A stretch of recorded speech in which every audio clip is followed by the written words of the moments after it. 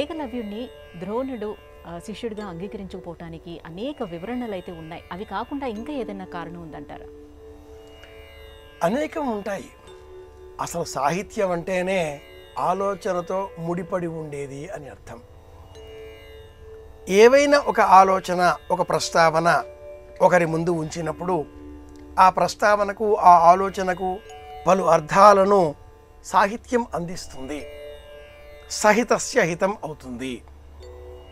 ఒక ద్రోణుడు, ఒక ఏకలవ్యుడు, ఈ ఆలోచనలో ద్రోణుడు వచ్చిన వారికి విద్య నేర్పడంలో వెనుకంజ వేసేవాడా?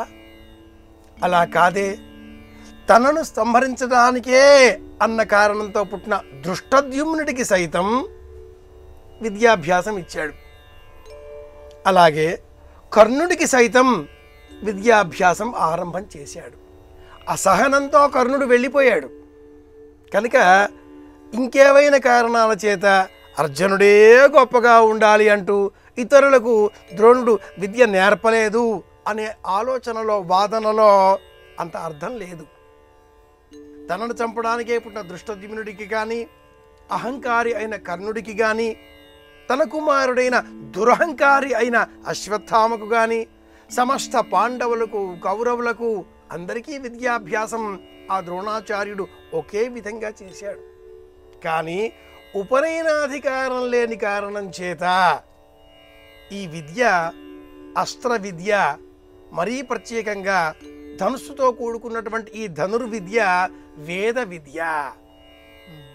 గురువు బోధ లేకుండా పూర్వమే కొంత నేర్చుకుని ఉన్నటువంటి ఈ ఏకలవ్యుడు కురుపాండవుల వెంట వచ్చేటటువంటి ఆ జాగిలముల నోట కొన్ని బాణాలు నాటాడు.